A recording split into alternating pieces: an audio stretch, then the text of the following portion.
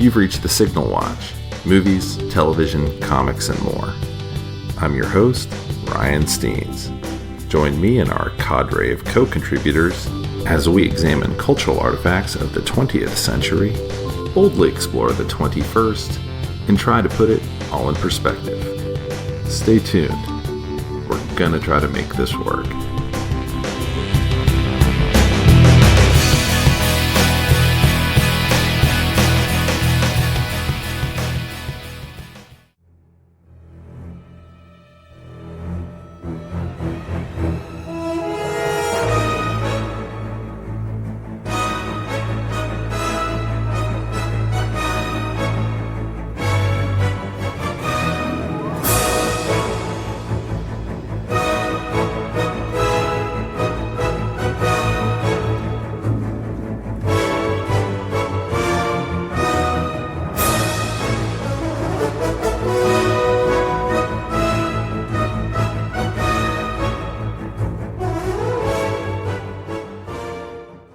Hey everybody, and welcome back to the Signal Watch. As always, I'm your host, Ryan Steens, and with me today I have not one but two guests here to talk about Jaws 3, or Jaws 3D.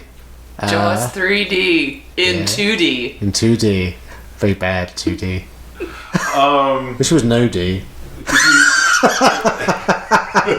It's just like blank screen and we're watching something else. So who's here? I think you know Simon is here. I'm Kelvin Bouchard.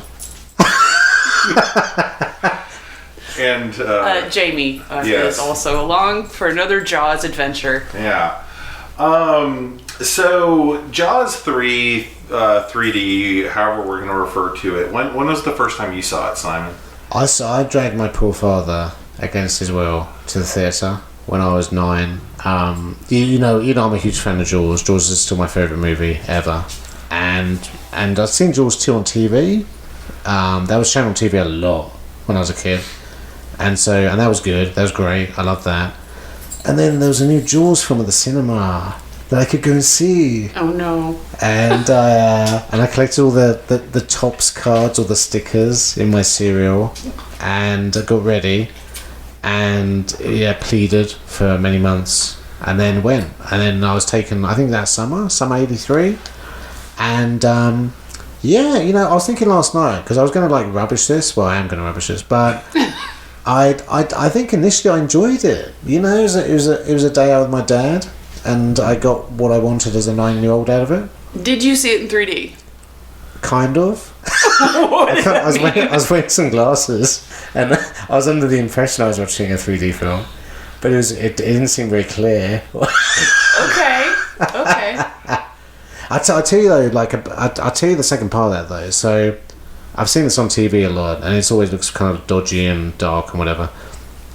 A few years ago, when they were about to close Alamo Lake Creek, they had some sci-fi writer was asked to show his favourite film, and I think as a joke he chose Jaws 3, and they actually set it up and showed it, and that was the best I've ever seen it. So they kind of, it is possible that this can look quite good on a big screen, give it enough tinkering. The floating group head at the beginning really pays off. I'll be honest, I was quite amused by all of the 3D antics. Why is it the 80s because they 3D, just screamed of the studio going, no, add more stuff, more 3D. Yeah. So a lot of it was nonsensical, as it usually is. Oh yeah. No, there's and it looks terrible on 2D, of course it does, but... Well, there's the main 3D scenes, like Ryan said, like the fish head of the star and the arm. Uh-huh. But then there's that great bit, kind of towards the end, where we start following 3 16-year-old girls like a perv into SeaWorld, and just kind of following them, and they go into this terror tunnel or something. I was so confused by that. Yeah. And everything is coming out of the walls of them. Yeah. For about 10 seconds. Ryan actually said lawsuit. Yeah, they've been groped by tentacles and all kinds of stuff. So. The first time I saw this was this was your first time all the way through. This was my first time I saw it was Sunday night. Brave woman. Mm-hmm. I had a friend, Peebo, who I remember spending the night at his house, and it's a former friend. he's still love you, Peebo, if you're out there listening.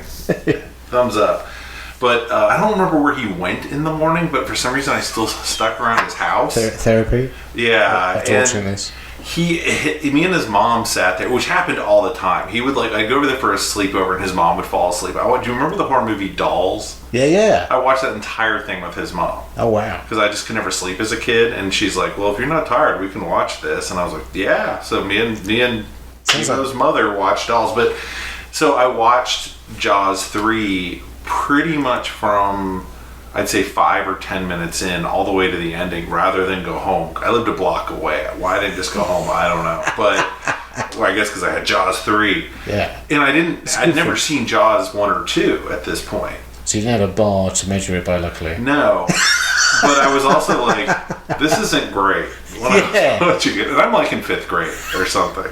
But I still knew enough to know this movie was a little bit of a mess and was not probably at whatever everyone had been talking about with Jaws. Oh, yeah. So... Yeah. Well, I could tell when I was 9 that it wasn't as good. Well, definitely I could tell it wasn't as good as the first two. And I could also, even as a 9-year-old, go, hang on, sharks can't reverse, right? I know that. Yes. Yeah. Beep, they don't roar. I know that. And it's and lots of things like that. But and also the fins. So the fins chasing the water skiers. Yeah. And it's basically up the back of their skirt. But if this is a 35-foot shark, it would have eaten them by now. But the head it would actually be overtaking them. So I'm going to talk about some things I did like before we get too far into it, and maybe we should do a quick plot synopsis. Yeah. So here's your South Coast Media plot synopsis for Jaws 3.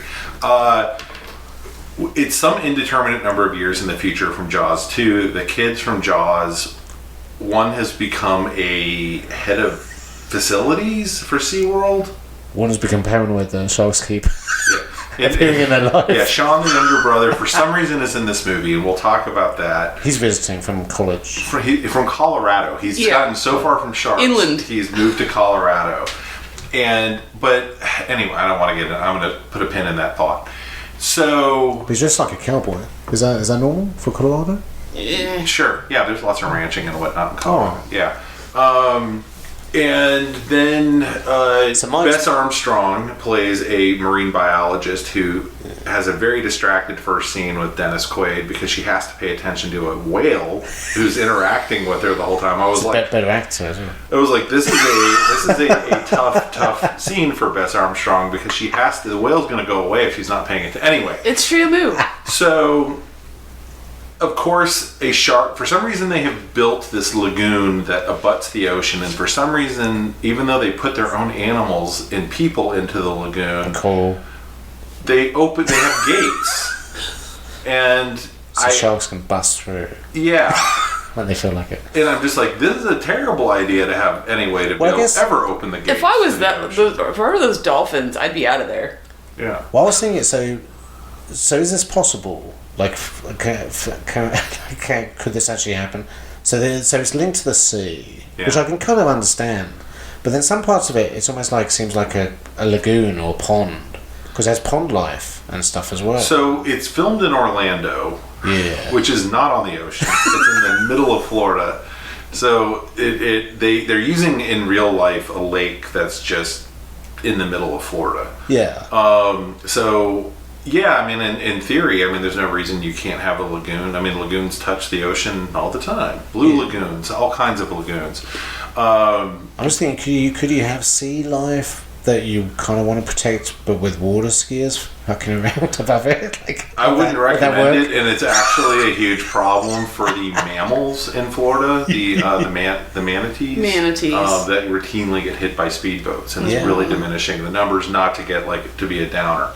Yeah. So, the gate, we know there's a shark because we've heard the shark music and we've seen the underwater camera. And then it gets stuck in the gate, breaks the gate, gets through the gate. Yeah, because later on, something hits the gate and goes in the park. But then later on, the dude. The dude is the most famous person in this film because everybody's talking about him all the time. Yeah. Shelley Oberman. Yes. Like they go, hey, where's Shelley? Where's Oberman? Oberman's drunk again. Well, I'm going to throw him out of my bed. That's Shelley Oberman. And I'm like, this guy's like a steroid Tom Selleck. He's only on screen for 5 seconds. Yeah. But he's mentioned more than anybody else. But he gets eaten trying to fix the gate.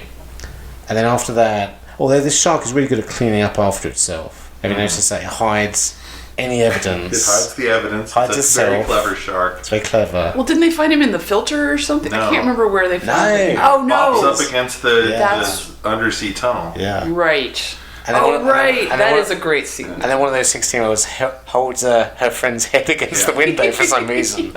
Just because she's, not upset enough. So Louis Gossett Jr. plays John Hammond. He's great. He's He's the best thing in this film. he's this like Carnival Barker version of John Hammond who's built SeaWorld, which is confusing as SeaWorld is a corporate entity, blah blah blah. It doesn't matter.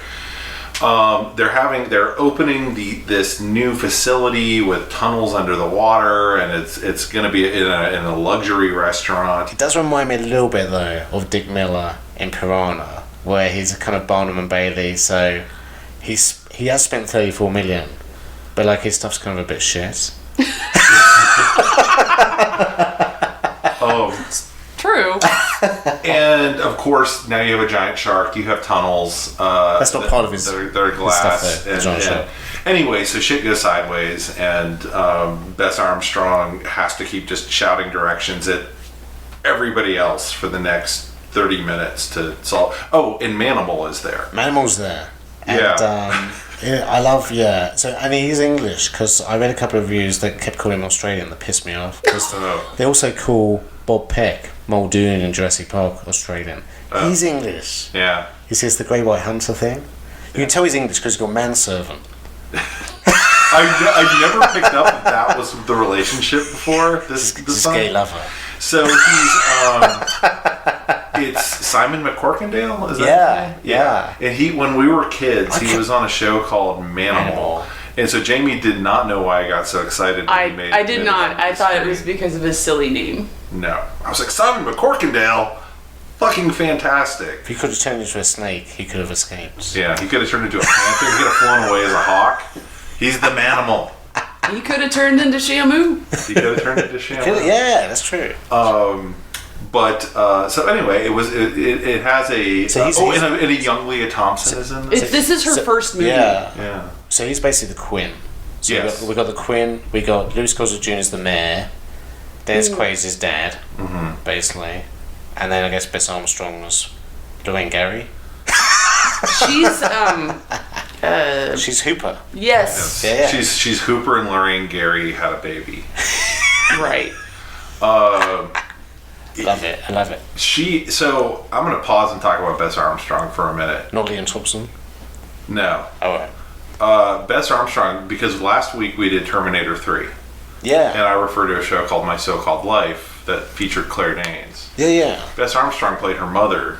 Oh wow, I never knew that. That's where I first realized other than a woman had been on screen in a Jaws movie, I just didn't remember her, whatever. Yeah. But she was also in High Road to China and some other stuff around this period. The only other thing I've known her in is High Road to China, but wasn't she in Space Camp? No, that was thingy Spielberg's wife on that Kate Capshaw, Space Camp. Yes. Yeah. And Bess Armstrong is still working. She's still out there. She has not been in a thing I've seen this film. in 30 years. She's doing TV stuff. But, more power to her. She's not too bad in this. She's not too bad. She's fine. I think the script is shitty. Well, Yeah. and she also very much is doing what was kind of how females are supposed to act as young women of the day in movies. Of this really high energy. Yeah. There's also that scene where she goes because which is so 80s now, because there's SeaWorld, right? Yeah. And they go let's blow it away. let's kill the shark. Yeah. And let's televise it. And then she goes, well, we could just try to keep it alive. And they're like, funny woman. She's got funny ideas. That's crazy. Yeah, this is before SeaWorld pivoted and said, we're about education and ecology. Please don't shut us down. Okay, that to me was the weirdest thing about this movie. It felt like a giant commercial, like the world's worst commercial for SeaWorld. Like, I thought it was like a disaster movie. The more I watched it, Actually, we stopped in the middle of the movie and said that because I was like, well, we can talk about it now, I guess, but Jaws is a character study.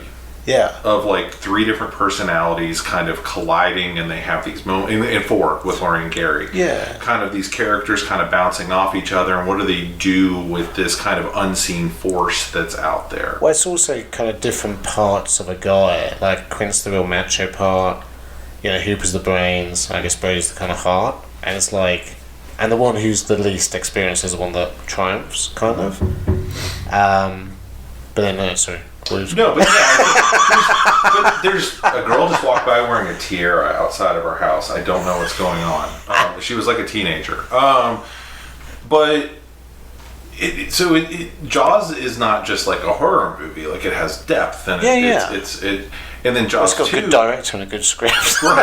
Yeah. Well, I mean, it had no script, but they kept trying to make a good script.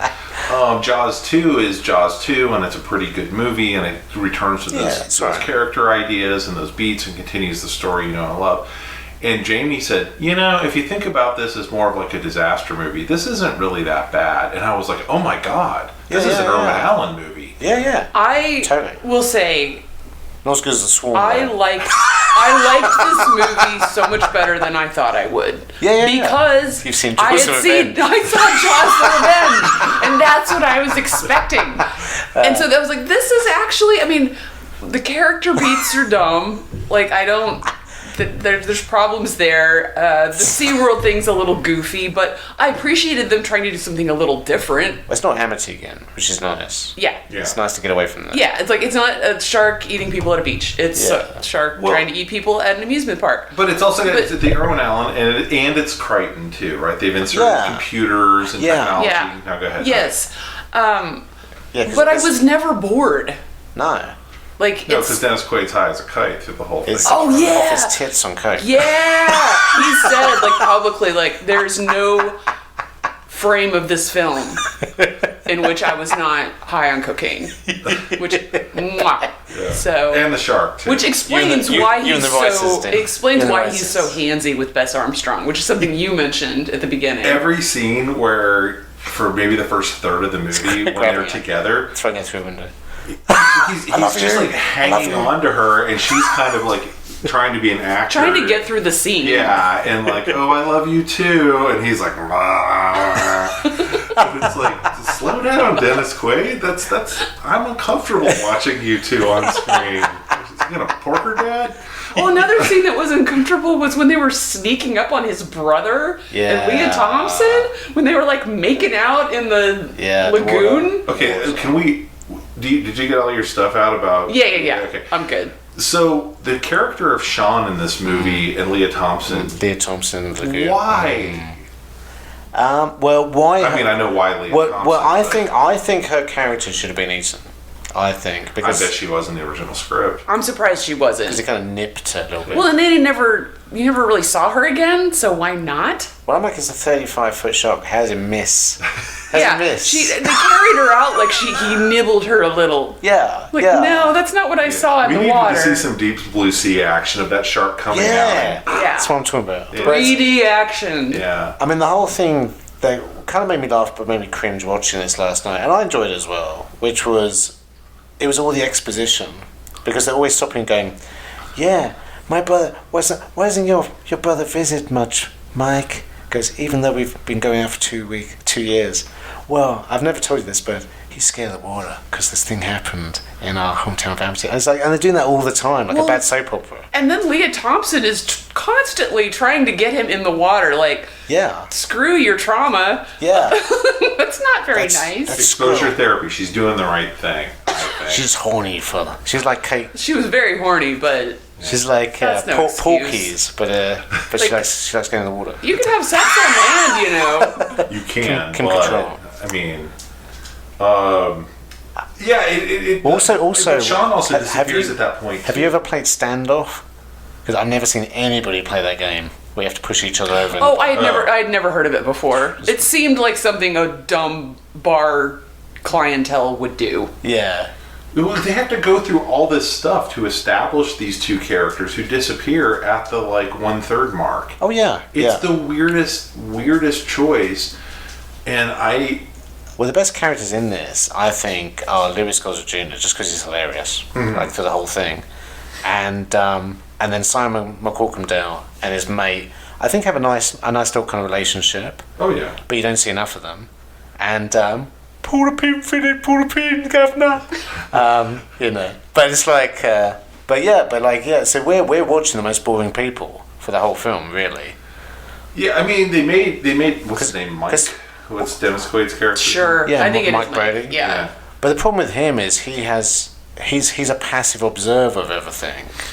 And Brody was a little bit like that, Roy Schneider was. But then, of course, he rolled up his, hands, because he kind of had to, and got dirty. Whereas I feel like everybody's doing everything, and Mike's just kind of standing there smoking. Everybody's smoking. Yeah. Yeah. All the time. Yeah, Marlboro must have had some... There were so many product placement items in this movie. At the breakfast scene alone, there was Dunkin' Donuts and Tropicana. Oh yeah. Yeah. It was enough food for 18 people. I was convinced it was the craft services table, and they just sat down there and filmed there. In one scene, there were 3 Coke cans on the table, and with one person. I mean, it's just a really strange movie in some ways. Of you have all this stuff of setting up Sean and Leah Thompson and then them sneaking up on them. But they go to each other their histories, and it's why am I watching any of this? Well, and then they set up this conflict between Bess Armstrong and Dennis Quaid of he's been offered a job, but they don't say for what. They just say he has to go to Venezuela. Yes, I'm there's lots of water parks that need a maintenance guy. that just screamed of filler. Yeah, we didn't need to have this in here. And she's leaving in 6 months to move to California to go to the Scripps Institute. Yeah. And so I'm y'all are doomed. Why are we watching this? Well, they're having conversations that any normal couple would have had in bed or at dinner about each other. Or when he applied for this job. Yeah. Why wouldn't they have had this conversation before he even applied? Well, there's that bit where when they go to the sub and they go down, and it's he's going, so how can you tell which dolphin's which? And she's going, well, Sandy's the big one. It's you'd have had this conversation. And then she goes, what's that? He goes, that's the filter tunnel. It filters the water. And then the music goes, wow. Which once you've watched it once, you go, oh, the shark's in there then.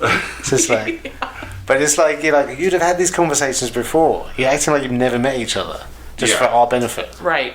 Right. It's very clunky exposition. And that's where you can feel Spielberg would have made a meal out of all of that, right? Yeah. And if we thrown away the script. Yeah. He would have. He would have said, okay, this is their setup, got it, gonna rewrite all this from scratch. Because, you can still get all the sequences in. There is stuff you talked earlier about the water skiing and the girls, and I was watching it this time going, this must have been so hard to film. Yeah. This must have been you have to get these people coordinated, get their skis thing up, get the shark following them at the right pace, get the camera going at the right pace, keep everything in focus.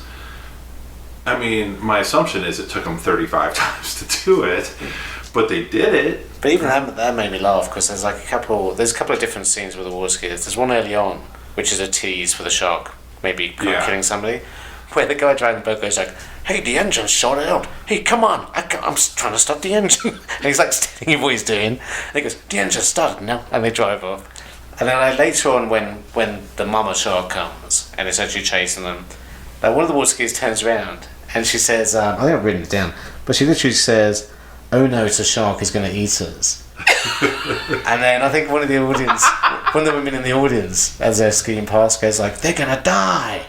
And you're telling us what you want us to be, but we know we're not idiots. It's we can hear the music. Yeah. Which I have to say, I was amused by in the credits, the opening credits. It says Shark Theme yes, by John Williams, but nothing else. I laughed so hard. They could have said Jaws theme. Yeah. They said Shark theme. Shark theme. By Jaws. I don't know if he like messaged them and said, do not put my name on this. You have to specify which part I wrote because the rest of the music is kind of bad. It's not great. It's a pretty far cry. It's like, I mean, I guess it fits the SeaWorld kind of cheesy SeaWorld thing, but it's like, yeah. But yeah, they have the grand opening of the tunnel, which fortunately. So even though he's having all these problems, people go missing. Yeah. He like decides to like stay on schedule and move the shark that's half dead. I wish I had looked up when SeaWorld actually opened, like the first one. Because this was a real place, wasn't it? Yeah. Like at least parts of this, but I mean, not the underground stuff, but yeah. I mean, all the animal/fish enclosures, with the shamus and stuff. Yeah. That's real. Yeah. But the big tunnel under the lagoon and all that's fake. Yeah. That's not real. What? I want it to happen. I want it to be real. Well, so the fact is, I mean, this movie might be a little silly or whatever, but if you go to like the aquarium in Galveston, there's lots of aquariums now that have these glass tunnels you can walk through with sea life all around them. And every time I'm like, oh, fuck you. Yeah. I've seen Jaws 3. Yeah, I'm not getting that tunnel. And I've heard him say that numerous times, and I'm like, oh, ha ha ha, whatever. And now that I've seen it, I understand. Yeah. I'm very sorry that I belittled your fear. There's one of the. Well, the problem is for Jaws film, you kind of get like shortchanged on Jaws, like because if you call Jaws the big shark, it's only really in the last third, maybe even quarter, because they're going like, well, we gotta solder a plate over that tunnel so we can empty the tunnel and get the people out and all that kind of thing. You're like, I'm watching a Jaws film. There's a shark. I'm gonna throw a flag. I'm gonna throw a penalty flag, and say, have you considered that the Meg is just Jaws 3? There's a baby shark. There's baby shark. There's a mother shark who's much bigger, who breaks the tunnel. Yeah. There's also a weird thing underwater that probably shouldn't be there. Yeah. No, that's very true. I'm just saying the Meg is Jaws 3. I think exactly, 100%. No, I think you're right. but I think Jaws 3 was a couple of 50s movies, because wasn't there one called Gorgo, where it's like a dinosaur they're fighting and then the mum turns up towards the end, and there was another one, maybe Revenge of the Creature, one of the creatures from the Black Lagoon. No, the creature has no mother. There's no mother. But there's a couple of ones I think from the 50s that's kind of ripped off anyway. So it's like so. I mean, I can see if you're like, how do you raise the dramatic tension? And what I like is they find this shark that is tiny, roughly the size of a dog. Very little. Yeah, and she's already said it's got the biting capacity that's like a yard across. They already know this. This shark is nowhere near that size. Oh, and I very stupidly at the beginning was like, that shark is tiny. It's like, wait for it. It's a rubbish shark. I was like, oh, okay, I get it. Yeah, and I mean, and so they catch that shark and they put it in the tank, and then Louis Gossett Jr. is like a fucking kid with ADHD, and he's like, no, let's put it out for everyone to see, which somehow kills it, which I didn't entirely get. Girls and boys, this is Kelvin Bouchard. I'm just thinking that they didn't ask Bess Armstrong about it, so they didn't transport it safely, maybe. They grabbed it and threw it in there, and I don't know, didn't consult her. Yeah, I think he just didn't care, did he? He just wanted to get it on display, get the ticket sales going as fast. Yeah, I mean, my assumption is he thought all would be well. It's a fish, whatever. You put it into water and it'll be fine. And that's a scene I remember very much from the first time I saw it. Was this kind of weird empathetic thing with the shark that was happening, and then of course the shark is a floater. Like, you got to find the world's biggest toilet bowl to flush it down. And it's also like it pisses off the mom, who somehow psychically knows. It's not Jaws Revenge yet, though. I know. It's not Jaws Revenge. This is where we start learning sharks are magic. Although you have got, this is definitely the first film where the shark starts doing things that sharks don't do. Whereas in the first two films, it was a stretch, but it was plausible. Like push a gate open with its tail going backwards. And I had assumed, because you don't see it doing that it had somehow turned around. But also just nesting. because sharks are maternal. Yeah, they actually eat their young. So I think the baby shark or the mama shark they wouldn't be together because the baby shark would probably go, I'm getting the fuck out of here because I'm going to get eaten. So the fact that she's just kind of like nesting in the filter Maybe pipe, he just the baby shark led the mother to a buffet. but she pops out at night for a quick snack. Like the inept coal divers. Right. Who were like almost like a Pink Panther slapstick thing. I did not know what they were up to in the beginning. I thought we were guessing the valuable coal that wouldn't be there in this environment. Yeah. So it get destroyed. That's for true. We're like, are they environmentalists that are gonna... I remembered the guys in the boat, and I remembered them, but I couldn't remember what their motivation was. And our sound was so muddy in that scene. Yeah. I literally couldn't make it. I mean, we rewind it, we're like, it doesn't fucking matter. They said some of this coal is worth $200. We can sell it. But I'm like, I don't think you'd have that coal there anyway. No. But even if you would, it would be guarded. Where's all the security? It would be guarded. Yeah. You wouldn't just be able to go, oh, we're parking on a dirt road next to SeaWorld and climb over the fence. Yeah, like it's the absolute worst place you could look for coral.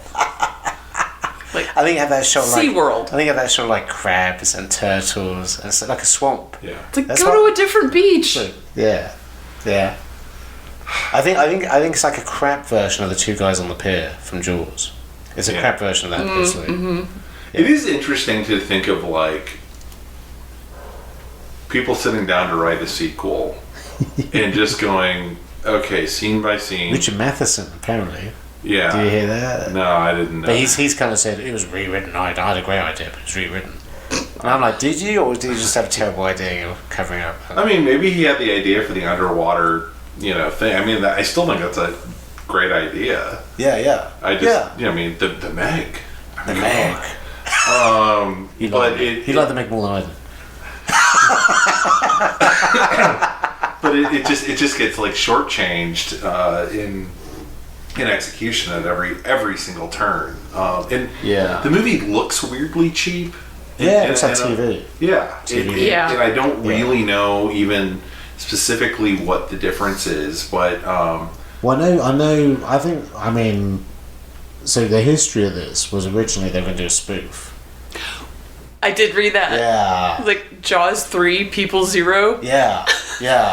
And it was going to be kind of National Lampoon, written by John Hughes, directed by Joe Dante. It was going to be like very fourth wall breaking about them trying to make Jaws 3, but they keep getting eaten.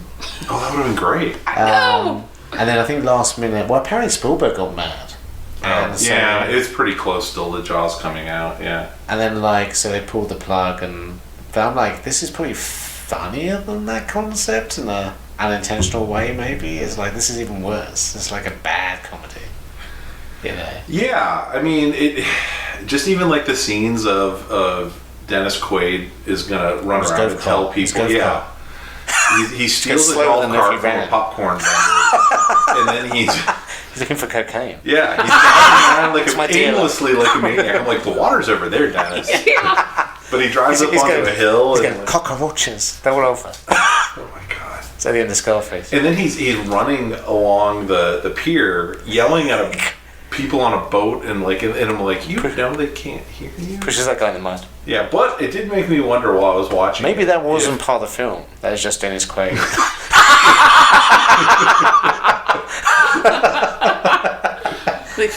Keep rolling.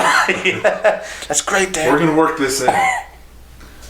Yeah, who would have known Randy Quaid would be the one to go off the rails? Oh dear. But yeah, it's just such a weird sort of looks like movies I remember being not very expensive, like 6-pack and stuff. It has that kind of vibe of we threw a lot of light on every scene, like TV lighting. And it never feels like they have enough takes when they are doing their scenes. Oh, the character I want to talk about is Liz. Do you remember Liz? Liz. There's no reason you should.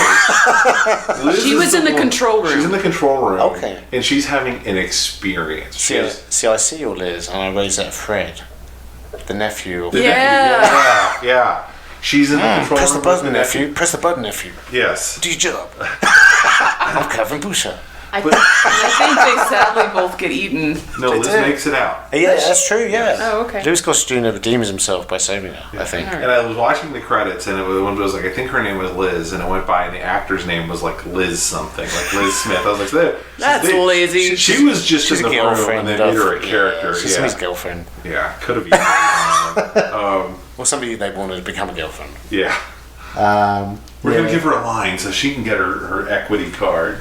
Well, because there's also like, like you said, it's like a soap opera. There's the Shelley Oberman thing. There's the girl he's dating in the bar. Yeah. Who, I'm gonna read this out. So she comes, and she's mad. And she says, he can take, a flying leap at a rolling donut on a gravel driveway if he doesn't come back and pick up his stuff. And I'm like, what does that mean? I've never heard anybody So that was the we're making a PG movie version, which this wasn't PG, right? It was R? I think it was PG. Okay. Yeah. Because there's a lot of gory stuff in this movie, but Yeah. this is why we PG-13 now. The phrase is flying fuck at a rolling donut. That's the real... You're more. You're supposed to be inserting your penis as you hurl yourself. Got it. I understand. I understand. On a gravel road. See, that's cool. Yeah. I can die happy now. Try deploying on that, but you're gonna have to find people of a certain age who still remember that one. But I think that's where the phrase "flying fuck" still that you will hear. Like, flying fuck. Yeah. That's where I think it. Should bring that back. I haven't heard that for a while either. To be honest, but yeah. But I used to when I was a kid. Ryan still uses it from time to time. I like the classics. Oh, yeah. If it worked in 1984, it works now. That ain't broke. Well, I mean, even when I saw this as a kid, we were talking about like stuff that doesn't make sense. I mean, even the first shot, the fish aren't fleeing, and the whole thing about when a shark's close that you got to worry about if you're in the sea is the fish disappearing. And it's like, and this stupid fish is like, whoa, whoa, whoa, whoa, whoa, whoa. And gets crunch, gets spitting in half, and I'm like, well, those fish wouldn't be there. But that's when I started laughing. Yeah. When that little fish head was still, this blank expression is just turning slowly. And its mouth is still Its mouth is still moving. Yeah. It's like, oh, okay. I'm on board, kind of. And then the 3D letters fly out at you. Yes. Superman type. Crap Superman. Well, it's like Marlon Brando. And Townstamp for 2 seconds. It's one of those kind of terrible part 3s because around the start of the 80s, you had Smokey and the Bandit 3 and stuff like this, and Amityville. What are you saying about Smokey and the Bandit 3? Amityville 3. That's next week. That's next week's podcast. Oh. And it's like, and this was like pretty much when. Because now people pump money into franchises, don't they, to make them bigger. Each one has to be bigger. Whereas back then it was like, half the budget, see if we can get anybody back from the original cast, and, get your uncle to write out the script. And we'll see what happens. Yeah. Sequels were sometimes not too bad, but by the time you got to a third one, it was rare that you'd have the original actors come back. It's funny, we just did the Addams Family podcast, which, if you haven't seen it, I realized today that there was a third one. Oh, there was? It was starring Tim Curry as Gomez. Daryl Hannah. Yeah. God. Yeah. Straight to TV, though, I would guess. I believe so, yeah. I don't even think I remember that. So that was true through the 90s, that, like, it took a while for them to really realize, like, there was nothing magical about Indiana Jones other than the magic of Indiana Jones. But they just kept making the movies cooler. Yeah. I mean, the second one's a little grim, but they were like, okay, we need to come back and we're going to get a trilogy. And once they had the idea of trilogy, that really locked in. And they had all the same people, too. That helped a lot. Yeah. Well, they would plan around that. So, I mean, they didn't plan around, but when Spielberg and Lucas come calling, people tend to answer. Yeah. But Spielberg and Lucas were still involved heavily. Yeah. They didn't hand it off to someone else. And the same with Back to the Future, where they kind of like, they do it pretty close together, and they shoot 2 and 3 back to back. So they make sure there's going to be continuity. Yeah. Yeah. And I think that was really when you start walking away from the idea of everybody knows sequels just get worse. Yeah. Because I was thinking there were exceptions even early on, like Star Trek 3 wasn't too bad and stuff like that. But I think the studio considered it to be the second movie. Yeah, I know what you mean. Yeah. Plus, it's kind of the same team doing it pretty close together. I mean, they made a comedy for the fourth one, right? I mean, so they were... Yeah. They're still... Yeah, I mean, and then we don't need to talk about Star Trek 5. Yeah. Kind of No, I finally did see that. Yeah. I just watched that. I literally just watched Oof. it. Yeah, it's rough. I mean, I adore the fourth one. I think it's adorable, but Star Trek 5 is like... It's like, I love William Shatner, obviously. We just saw him. But it's like he didn't understand anything that made Star Trek 4 work. It's like he just, like, didn't quite get it. is that... Did he direct that one? Yeah. 5, yeah. Okay. Yeah. Yeah. That's why there's a point in where, like, nearly everybody's taken over or brainwashed, and he goes, it won't work on me. So yeah, I mean, it is part of this era of like, we're not even going to try and get Spielberg. We have the rights to Jaws. The studio owns it, not, and we're going to just squeeze the dum-dums for every penny. Yeah. How did this do financially? Do you know? It actually did pretty good. It was so there's a thing that keeps getting mentioned that it was pulled from theaters while it was still making money, which doesn't seem to make sense to me. But maybe there's just Maybe they ran out of 3D glasses. other films coming in, and like Universal were. I think Universal were embarrassed about it, but it actually made the top 10, but it made a pretty good profit. Yeah, I think it was heading towards 100 million off a budget of, I don't know, 10 million or something, 15 million. So they did pretty good. So that's why Dennis Quaid now drives a gold car. And still has lots of cocaine. Yeah. And if you meet him, he likes to talk about Jaws 3. So mention it as much as possible if you meet him. Oh, the thing is, if I ran into Bess Armstrong... You didn't finish talking about Leah Thompson. Oh! She deserves it just because of her lovely midriff. Yeah, I mean, it's a... Big hair. It's a fundamentally weird part. I mean... She's young as well, isn't she? She's so young. The only thing people would have known her from at this point was the Burger King commercials she did. Yeah. Apparently her and Dennis Quaid had a torrid Harrison Ford, Carrie Fisher type affair during the making of this. I mean, he was on so much cocaine. He couldn't sleep. That's all. Yeah. So let's do something. You up, Doc Hackney? I'm up. You know what I mean? I'll go in the water with you. And the weird thing is the way this absolutely fails to connect with the fourth one, which I hadn't really anticipated. Like, No. because I hadn't seen the fourth one until a couple Christmases ago. It's the Brady's again, isn't it? It's like they can't get away. But the kid who we're told moved to Colorado and is now. Oh, they also. Bess Armstrong says something about his boots and like that Mike is also a cowboy, and I was like, where is this coming from? They're from New York City. Yeah. Yeah. And then the kid, like, it's not that hard to get away from the ocean in this country. Yeah. So I don't really, I mean, I get the joke of he went to Colorado, but now he's like a cowboy. Yeah. I mean, it was also the urban cowboy era, so I kind of got that. It's kind of hip. Jamie, you look, you really have a thought you want to express. I Is this do. Leah Thompson's midriff? No, but here's something that bothered me. Jamie's brain is melting. When I figured out that this was released in '83, it's not that much longer after the first ones, in which they are little kids, Yeah. and now they're like pushing 30. I think we're supposed to think there's a time jump. Either that or they're very I hope so. like some kind of degenerative disease. I really hope so, because that was just weird. Well, and then Mike becomes It's like Alec Rogan, right? I'm trying to remember. And Sean is killed. Sean's killed straight Has away. decided he's not afraid of the ocean anymore. He's become a police officer in Amity. Yeah.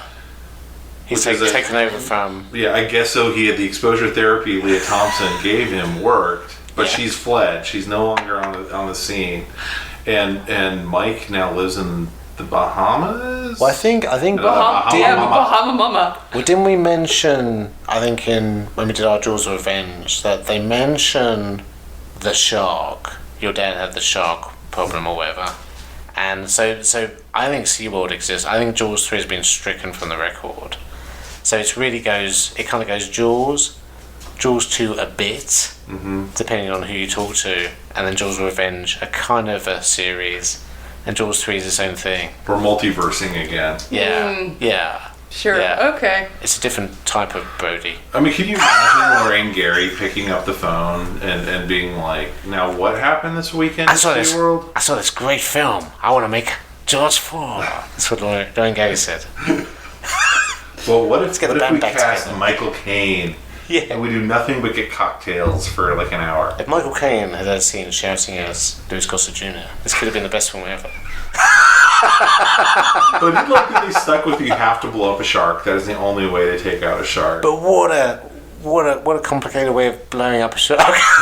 So you have to find the stick with a hook on while you're drowning, and then you have to like hook a grenade. Well, what they should have that shown person's holding at the beginning of the movie was Mike like getting a coat hanger out and unlocking a car through the window. or maybe just twisting a coat hanger while he's relaxing. Yeah. So you know, like he's used to like hooking things from far away with long pieces of wire. We kind of joked there, but I was at least impressed that they set the grenades. Yeah, they did. Because a couple of times they do go like, Oh, that Yeah. definitely that felt extraneous at the time. Yeah. Yes. They really wanted to blow up the shark at the beginning, and Bess Armstrong said, "Don't do that." don't do it, kid. I But mean, also, Selma Corkindale kind of preempted his own death because, like, when she's wearing the thing, the chainmail, he goes, "Well, it won't bite through, but you will get kind of squashed and squeezed." And I'm like, "That's how you die." You actually kind of get it's crushed. called internal bleeding. If your ribs are all liquid, that's a problem. Yeah, should have taken his manservant with him to grab him when he's red bread. Oh my god. Well, I will say though. So I will say this. I thought this as a kid, and I still do. That is the best scene, and one of the scariest scenes in all the Jaws. I think just being him in the mouth. You know, because I mean that's kind of the ultimate nightmare. I think being in the He mouth. got in that shark's mouth real fast. He did. Is what I noticed. He did. He was There's no outside of the shark, and then there's a shot inside, and he is fully in that shark. The pump saw. Right. So maybe, I think Okay. he got pushed in there. That was Got it. That was the. Now I understand, like backwards. Because I was also kind of Feet thinking. first. I was also kind of thinking, why is the shark so fucking slow? Yeah. Why doesn't it? Oh, Why doesn't yeah. it just grab him? But Yeah. then maybe the water's They pushing needed it back to a be bit. way more clear about that, but I think that's right. Yeah. Because we were laughing through that scene going, the shark is just Like, ambling why forward." is he like moseying his way through this lagoon? And I still don't quite understand how Jack gets out and locks the gate behind it. Because originally he's with him. So I'm like, does he sneak under the shark or something? Yeah, he did. Yeah. I guess so. Yeah. But it doesn't grab him. Yeah, no, he's distracting the shark, so the shark's He's like, too working class. He's just like, yeah. pull the Not pin, delicious. Governor. Not Governor, pull the pin. Feed him. I love you. I've always loved you. It's well, I do like that also they have to try and establish his heterosexuality in the movie by having him for one scene, half of the scene hit on Bess Armstrong. Yeah, oh yeah. Wesley Aces as well. Oh, it's a good time for movies. Because he does a Roger Moore, doesn't he? From Moonraker, he goes, "A woman." So he goes, "You? But- where's your but you're a supervisor?" woman. Yeah. She goes, "I'm in charge." "A woman? Do you want to go to dinner? Do you want to have sex?" No, it doesn't even take a beat to pause on. He just goes Yep. right in. That's the way to do it. It's old school. You've seen this head of hair. How could you say no? These are gorgeous. Oh my gosh, he's tan breasted and ready. Yeah, I mean Louis Gossett Jr. in this movie. We can talk about how great he is. He seems to be the only person who knows that he's in trash, Yes, Mm-hmm. and and he's helping it along to be yeah. Oh, the best trash it can Dennis be. Quaid knows he's in trash. That's why he's on coke. That's possibly true. And poor Bess Armstrong's up there going, I just want to be taken seriously as an actor. And they're making Stop me talk touching to me. a whale. And this guy's fondling grabbing me. Yeah. Shaking me all the time. But Louis Gossett Jr. is actually, like, every time he's on screen, you can't look away. Yeah. You're Even like, when he's what's just- he going to say? What's he going to do? Even when he's just sitting in front of a microphone, Yeah. he's actually acting. Yeah. Yeah, he's super fun in this. I just like that bit where everything's going to kind of shit. He's on the microphone going, "Hello out there, people. We're having a few technical difficulties." It's like, he's brilliant. Yeah. But I guess he's like the mayor, but they let him off pretty easily. I'm surprised he wasn't eaten, to be honest. But he's smart enough not to go in the water. He never goes in the water. Best bit, I say the best bit. A bit that made me laugh a lot though was, and the worst effect I think by far, is the shark not moving at all, coming towards the window, and it hits the window. Window explodes like some D-list. Well, he's going as slow as he was before. Yeah. And then just. But he's not moving. Nothing's moving. No fins are moving. The tails are moving. Of his nose on that glass, it explodes. It just it absolutely it's explodes. More of its magical powers. But before it's got like, I think a close up on like Dennis Quaid, slightly concerned expression. Bess Armstrong, more concerned. Louis Gossett Jr. I've just shit myself. and then the window blows up. And it's just brilliant. It's just. It actually has a shot in there of the shark's POV, and it's fucking great. It's like I love the part with like the water skiers like in that bit, but the thing of like cutting to the shark's POV again when you're usually just seeing it at the beginning of the movie, right, where it's like cruising along the bottom. Yeah. And then it's like, I see you, motherfuckers. Speaking of coal, it's like, how much is that worth? That's worth $200. Oh, water skiers. ADD. It's like squirrel. But yeah, it's like in the end. Coked out Dennis Quaid jumps out of his chair and starts like frantically waving his arms around because you can't hear him because he's on the other side. You're hearing the water sound and the music. Oh, when they're having dinner, yeah. Oh, it's so good. It's so good. But it's like, but they find the body. I've always thought this as well. They find the body of the guy, Jerry Oberman, famous person apparently, and it looks like he's missing an arm, which floated away. It did. And he looks like he's kind of been licked badly, like the skin's off him, so he doesn't look nice. But he's not actually eaten. So I'm like, so the shark bit his arm off and then swam off. That's making it sense. I mean, it's a slow. Wait. At least Chrissy at the start of the original Jaws was eaten. Only her head's left. So this shark could have swam away. That shark is slow. That's true. Or he just got squashed against the chain. There's so much squashing. The fence, I guess. Yeah, This movie's gross in a way that the other ones. I mean, they use gross stuff in Jaws and Jaws 2, but it's like a second of gross. Yeah. This one's 3D. They have to like throw the gross things in your face. Yeah, and so you get them pulling the sheet back, and you're like, well, it's clearly a shark. I'm like, it's not clearly a shark. It looks like you have a serial killer on your hands. I don't know what's going on.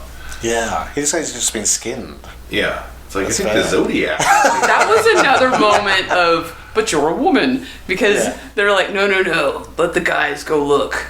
You know, at the guy under the sheet. And Dennis Quaid immediately was like, barf. And then they're like still trying to hold her back. Like, she's a freaking doctor, y'all. Yeah. Well, she's a Marine pilot, and she's not. I know, but she has more medical background. Everybody cares a lot about Shelley no more than Beth Armstrong. Like, it'd be like Shelley. Yeah, she's been so many of that like famous pushing game Shelley. with him, I'm sure, night after night at the bar. Good pals. Dear. It's like, I mean, it's a very bad film. I think, let me pause it, that the heroes of this movie are the damn dolphins. Well, we know that because they get the final shot of the movie. Yes, and that is my favorite shot in the movie. Also, if you judge a film by, this doesn't always work, but if you judge a film by its last, quote or whatever, obviously Casablanca's the real famous one, I guess. It's like last night I was like, the last 10 minutes of this is like, Sandy, where are they? Don't know. Cindy. Oh, that bothers Sandy, me and I'm like, much. can we do the credits now? Can I go now? The dolphins leap out of the air as they do at SeaWorld and do their 360 spins, vertical 360 spins. But it's in 3D. Is it superimposed? Yes, it looks really so bad, and it was just like, oh, this is amazing. And also, that dolphin should have been eaten because one of them kind of saved them or distracted the shark. And then it was a bit sad, but then no, you can't kill a dolphin. They're not gonna. They're not gonna. Yeah. You're not gonna kill. I bet dolphin. SeaWorld didn't let them kill the dolphin. But yeah, I would love to know. I wish I'd done the research to find out what the relationship was with SeaWorld. I can believe in 1983 they were like, any advertising is good advertising. I mean, SeaWorld had locations. This is before they had one in San Antonio, Texas. Don't make SeaWorld look good though, does it? No. And they do have those shark tunnels at some SeaWorlds. They have one in San Antonio. Yeah. Like, why would you make this movie? So 40-something dudes go, oh, kids, we're gonna watch a movie when we get home. But yeah, it's a really weird, like, now, of course, it's kind of like when you first heard, like, oh, they never show airplane disaster movies on airplanes, or, anything too exciting. And I feel like that's eventually gotten translated into, you can't ever show your park having anything negative happen in it, even though, like, there's, Well, it's very like, I mean, like, you kind of hit on the head earlier, because it's like, I was going to say Michael Crichton saw this and maybe nicked the idea for Jurassic World, but then of course he did Westworld before this. Yeah. So I feel like they kind of like... Oh, they absolutely were like, what if we had a high-tech water park of some kind? Yeah. And then realized, we have one. Well, I mean... The tiny control room. SeaWorld's a lot of things. It's not high-tech. Right. The control room's smaller than our desk here to run everything. Well, I mean, it's what are you going to do? Have robotic fish? I mean, there's you can only push the Michael Crichton aspect of, Westworld, Future World, whatever, so far with this. And they did what they could of... Yeah. There's a control room in the middle of the restaurant. Yeah. The spinning restaurant or whatever. I wanted to know more about the restaurant because people would get there and then they'd immediately have to leave, and they built that whole set. Yeah. Like there was a like cheesy 70s style restaurant built for this movie, but nobody ever gets to see what gets to actually taste anything on the menu. What did Luke Osudia say? We having dinner here. It better be important. I'm trying my dinner. Because we found a dead body, so that's important. And you're coming with me for some reason. Yeah. Invite the guests to the park to see a dead body. You guys want to see a dead body? Let's put on displays. Sell some tickets. My work. Nice. It's so okay. The $20,000 question. Is this better for you or worse for you than Jaws Revenge? Jaws of Revenge is worse on a whole other level. Like, Jaws of Revenge has the problem of being boring, which is the greatest sin. And trying to be emotional and totally failing. They spend so long on, like, old people that are probably, like, maybe 10 years older than us right now, dating. That's a lot older. I mean, it's like, I'd say, if this film is like, I would say Jaws Revenge is just like batshit crazy, really. It's just kind of insane. So I feel like this one is still kind of like takes place in reality, whereas Jaws Revenge has magic. Well, it has magic and psychic sharks and like, and stuff that could never exist. So it's and like sharks explode when a boat touches them. Yeah, I mean, there's definitely things in Jaws 4 I enjoy, but they're per minute. The entertainment quality is much higher with Jaws 3.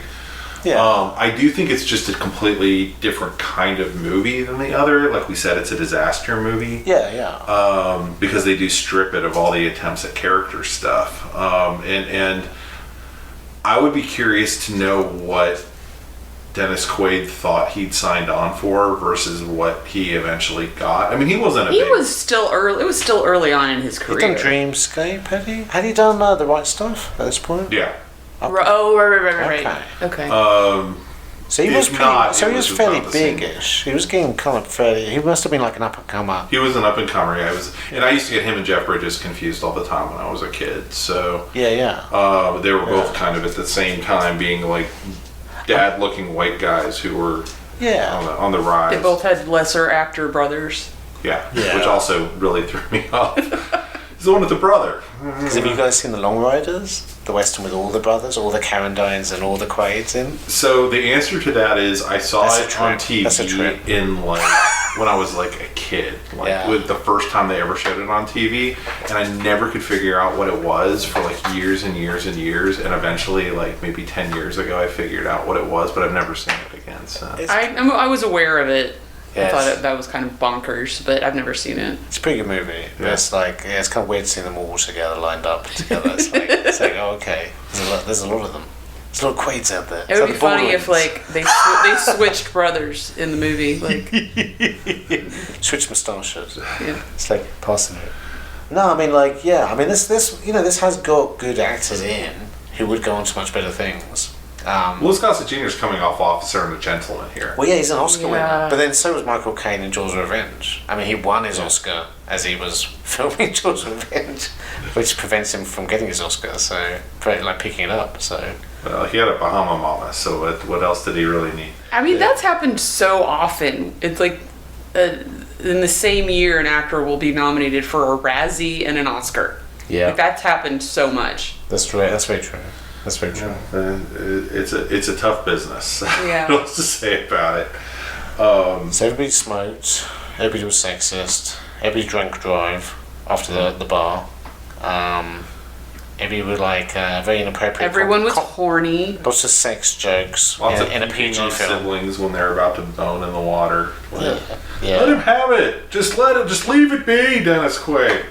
Ecological institute that likes blowing things up or killing Yeah. sharks because they're murderers. Dennis Quaid goes, "They're all murderers. They're all murderers." So nice one, Den. See where you're working. So kind of. So apparently Mickey Rooney was supposed to be in this. What? Yeah, and he had. As Louis Gossett Jr. As Well, that's what I was thinking. Was he going to be like a John Hammond? But I don't think so, because I think his part was completely cut out. But I can't imagine, unless he was like almost like some old timey part of the park who maybe joined it. It sounds horrible. It sounds so bad. It sounds horrible. Like I almost feel like the Grandpa Dracula guy from Gremlins 2. I'm like, did he just turn up and do a 10-minute bit? But like, not that it would have made much difference to the film, really. Mickey Rooney was apparently just notoriously persnickety, and had he actually shown up on set, I mean, what might have happened? It might have been magical. Yeah. Like him just yelling at everybody. especially with coked up Dennis Quaid. Yeah. Yeah. Stop touching that girl. Well, I know the guy played Sean. I think John Punch, I think is his name. But he's got a story where he and I think Leah Thompson was shown a rough cut or showed a preview before it was released. So it was just the two of them, like in a Universal Theatre, just watching it one afternoon. And he said, we went in and we were like, oh wow, yeah, they finally finished it. And then we walked out and we were like, our careers are finished. We're absolutely going to absolutely killers. I mean, that's true for one of them. Yeah. I mean, I don't know. Did that guy What? go on and do anything I else? think he became a director, so he didn't do too badly. But I mean, yeah, watching this must have been a shock because especially after the first two Jaws movies, you're like, Right, I'm gonna be in Jaws. yeah. And they always say that people don't know what the movie's going to be until they actually see it. I mean, Yeah. And the drop, like you said last week, Jamie, the drop off in quality is pretty extreme with this one. And there's a big drop down from the last one, and the last one was a drop down from the first one. it's I mean, it's not a parody of itself, but it's because it's so different. Yeah. There's no attempt at doing a Quint speech. There's no attempt at trying to do the character bits, which is the part I find fascinating. It's like they watched the Poseidon Adventure and everyone being frantic, and we're like that. Yeah. So I don't know how directors and producers make these decisions. Yeah. And then of course the overcorrection with Jaws the Revenge. Well, it's a first time director. So Joe Alves had been the production designer so he had basically made the Shark on the first two films. And very talented guy, but they kind of said, you know, there's a big difference between directing a bit of second unit stuff on Jaws 2 and being totally in control of everything. So I think it's partly that. It's partly the fact that the 3D, which they thought would, you know, put them ahead of the pack, caused so many problems and was so hard to do. And the crappy scripts, they've been rewritten 100 times. And, you know, all these things just created a perfect story. Well, and, you know, kind of the long legacy of it is, like, you try and watch it now, and it's intended to be, like, people weren't even thinking about VCRs that hard in 1983. Yeah. And how is this going to be seen? It's going to be seen in movie theaters. That's the only way this will ever be seen. And so the 3D effects feel like when you would go to Epcot, and they'd be like, put on 3D glasses, and, like, you watch just a 3D effects show. Almost like one of those posters you still have now. Those Magic Eye posters, you know, it's like... But it also means through the entire film, whenever they have shots that have a whole lot of background, it's not just out of focus in the background. You can see the split of the two different cameras. Well, what's a that double image. What's that bit where the submarine turns round and the bottom of it actually fades out because the blue screen isn't working? Oh, jeez, I didn't notice that. So it actually goes invisible for a second. I saw that. Yeah. Nice. And it's just like, and there's just not very much quality control, because apart from all the stupid things we said the shark does that sharks can't do, like roar and stuff towards the end, right? It starts roaring, and then it really roars in Jaws of Revenge. It gets kind of upset in that. But yeah, it's just, I mean, like even Simon McCorkindale, I think before they catch the baby shark, he's talking about it, and I noticed last night because I actually rewound or skipped my DVD, but it was he says, well, you know, I'll get him, you know, I'll get him, and then he starts saying her, and I'm like, you're not even keeping to the same tense, and you've already said it's like a female or something, but you keep calling him he, and then but he actually in the same, you know, breath said he and her and he and her, and I'm just like, nobody's really watching this in editing or this, like nobody's really kind of like picking up on stuff. It's tough. I mean, I can only imagine when they're getting the dailies back, but at the same time, it made $100 million or whatever. Yeah, It made its money. This is mission accomplished. Is this the same year as Friday the 13th Part 3? It is, and they've got almost the same shot of when Mike does the spear gun, and that's exactly the same. That was why I thought it must be the same year. Like, they didn't catch each other. Like, we can't do that. Yeah. That's already in another movie. Yeah. Okay. I mean, for me, it's always, I mean, I totally know it's a bad film, but it's kind of the same for me as Superman 3, because of, I saw it at a certain age, and because, you know, I love the previous ones, I think I go very easy on it. And I don't know, maybe that doesn't sound like it after this last hour. You just shocked the nation with that statement. But I mean, last night, you know, it kind of takes me back to being 9 years old. You know, I think if I didn't hate it. Yeah. I didn't. It has a lot of problems, but I did not hate it. I thought it was entertaining. Same as Richard Pryor skiing off a skyscraper. I'll give it a break. Will I watch it again in this lifetime? I am sure I'll be forced to at some year. Point. On your birthday. But it was fun to kind of come back and watch it, especially after Jaws 4, and now I kind of want to watch the first 30 minutes of Jaws 4. Glad that I saw Jaws 4 first. Yeah? Because then it lowered my expectations for this one, and I was able to enjoy it more. I see that. Yeah. I remember like years ago, 20 years ago, with a mate of mine, we kind of did this thing Friday nights for a while, where, you know, he'd come around and we'd have a couple of bottles of wine and stuff and watch a franchise, or attempt to watch a franchise until we passed out. And so we did Evil Dead, and we did the Die Hards at the time and whatever, and yeah, we did Jaws. And looking back, we should have started backwards. Yeah, yes, right? yes. Very stupidly, we didn't. Yeah. So I think we were kind of getting pretty drunk by Jaws 3, and boy, Jaws Revenge was hard to get through. That was like having your fingernails pulled out. Oh, wow. Oh dear. Yeah, it does. That does actually make me realize, like, RoboCop is another one of those. Like, by the third movie, like, Yeah. shit's just gone off the rails, and I don't know if like today's executives have learned those lessons and incorporated them into their thinking. Yeah. It seems like it. Didn't y'all go to a reverse RoboCop? We did. Okay. I was just thinking that, actually. Yeah. That's smart. Which is the right way of doing it. Mm-hmm. Seriously. Yeah. Yeah, I firmly believe now in the reverse marathon. Because you did the Planet of the Apes in the correct order, right? We did. Well, yeah, that wasn't the problem with the Planet of the Apes marathon. The Planet of the Apes marathon problem 12 hours was, long. yeah, it was 5 movies that are all a super fucking bummer. Yeah. It's very depressing kids' films. Because Well, everybody dies at the end of each one. And then they have lower and lower budget Yeah. for each one. Yeah, but Paul Williams shows up in the last one as an ape. They're down to like 2 masks and a bit of hair to stick on by the last one. So wow, so many humans can talk in this one, and they're very much a part of the movie with one ape. Running around Dallas. Which one was filmed in... It wasn't Dallas. You're conflating Logan's Run with No, but Conquest. one of them though was in... Yeah, you're conflating Logan's Run Logan's with Ape. Conquest at the Planet of the Apes. I want to see that. Logan's Ape. They filmed Logan's Run in Fort Worth. I'm not saying it was in Dallas. It was in a... It was an in urban studio, area. It was in Like a Fox, mall, Fox's wasn't it? brand new Studio Okay. City. Right. Yeah, Yeah. yeah.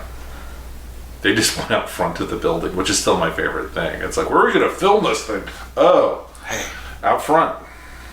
We'll just film it there. It's a bit like Die Hard with the naked Yeah. zoom in. Yeah. Looked out the window. How about there? That looks modern. Just built it. Well, yeah, there you go. I mean, Jaws 3. So you guys have seen Jaws 2, though, haven't you? Yeah. You watched Jaws 2. Yeah. Yeah. Yeah. Did we not do a podcast on that one? Which shocked me, but we didn't. Okay. We could revisit Well, now Jaws I'm 2 at some wondering... I point. think I saw... Here's the order I think... We're doing a reverse marathon on this podcast, is what's happening. We kind of are. I think this is the order I've seen these in. The first one, the fourth one, Yeah. the second one, and the third one. Yeah. Yeah. Well, I saw the third one, the first one, the fourth one, the second So 2 one. and 3 looked real good in comparison to the fourth one. Yeah. And in fact, when we saw the second one, I was like, oh, well, this isn't that bad. It was kind of like the first one, you know? Yeah. But Michael Caine going, shit, it's a big shark. It's still great. Bahama. And him out swimming it and then climbing on board with his clothes still dry. Oh, Yes. It's brilliant. Yeah. It's brilliant. Yeah. No reshoots were made in the making of Jaws the Revenge. And I'm glad everyone got a beach vacation. Yeah. A nice holiday. But in this one, nobody Oh, yeah. did. They just had to be in Florida for... Well, that's a good point, though. That's a good point, thank you. Would a shark even be in water this warm? Because that was my main problem with Jaws Revenge. And watching this last night, I'm like, isn't it too hot there anyway? It wouldn't even be there. I noticed we're saying Florida. I don't think they ever say where they are. They in the don't movie. say where they are. Yeah. Looks nice and sunny, though. Yeah. But then I guess Amity's as well, though. Yeah, well, there's also SeaWorld in Ohio, so maybe they were in Ohio, adjacent to the ocean. Yeah. Having to really bend this to make it fit any kind of reality, really. I don't know enough about sharks. I know there are sharks off Florida. I don't know if there are great whites off Florida. I feel like Well, the they're original... everywhere. weirdly, what Jaws was based on, why Peter Benchley sat down and wrote Jaws, was the original thing that happened, I think, in the 1920s, of a great white swimming up a creek and actually killing about 5 kids, during a day, like over a 24-hour, 48-hour period. Because back then they didn't even have phones, so they were like just jumping in the water and playing and stuff, and they kept grabbing them. And it's funny because I think the screenplay for this started off with the same concept of like, we're going to have a shark swim kind of inland. And then I guess this was the result after a lot of messy rewrites, which you can kind of see. Yeah. But, I think, less would be more, maybe, if they'd have gone back to that. I think less would have been more is 1000% true. I think that's maybe the biggest sin of this movie is they just kept Because the estuary scene in Jaws is like still one of the scariest bits, and that's pretty much what this is, except expanded, really. except they've added a high-tech floating restaurant or whatever, and Shitty open. yeah, they can't stop touching the movie and giving people plot lines that don't go in. It's like leave room for one or the other. But anyway, I think that's a fair place to wrap it up. We have talked for 3 hours. Oh my god. So I hope you are still listening here at the end. I've been negligent to say, hey, the whole annoying like and subscribe thing, but if you could, you'll make Simon the happiest Englishman in all of Austin, Texas. It's true. It's very true. If you share this podcast with your friends and relatives, and I hear you're supposed to write a good review. I wouldn't know where you would do that. Would you do that on YouTube? Because you're on YouTube. You can do it on YouTube. You could do that. Don't write a negative review. That doesn't help me. No. Don't even do a thumbs down. I really don't like that. Don't fall into cancel culture. Yeah, don't cancel. We'll send Jaws after you. Yeah. Yeah. But yeah, it'd be rad if whatever the things you hear about on other podcasts and whatever else, your YouTubes and TikToks, whatever you kids are up to, do those things for this. Would super appreciate it. Jamie, any last thoughts on the shark movie you just borne witness to? Brilliant. Dun, dun, dun, dun, dun, dun, dun, dun, dun, All you can use of that, and you gotta go to the other score. I know. All right, thanks everybody. Bye. Thanks, bye.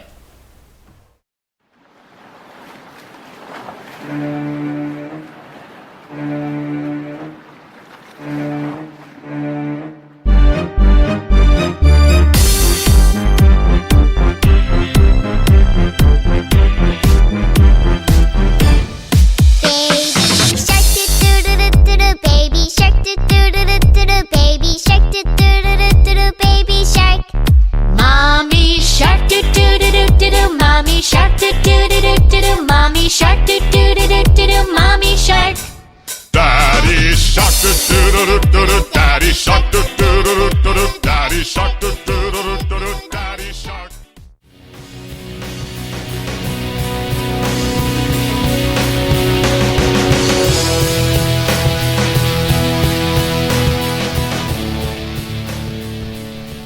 That about wraps it up for this edition of The Signal Watch, a production of the League of Melbotus. Thanks for sticking with us. If you enjoyed the podcast, we invite you to drop on by the Signal Watch blog, where you'll find write-ups of a wide variety of movies and more. We'd love to hear from you, so find us online and let us know what you think. Whether you prefer email, blog comments, or social media, we'll be happy to hear from you. We'll be back soon with more exceedingly high-quality content. So, until next time, God damn it, babies, you've got to be kind.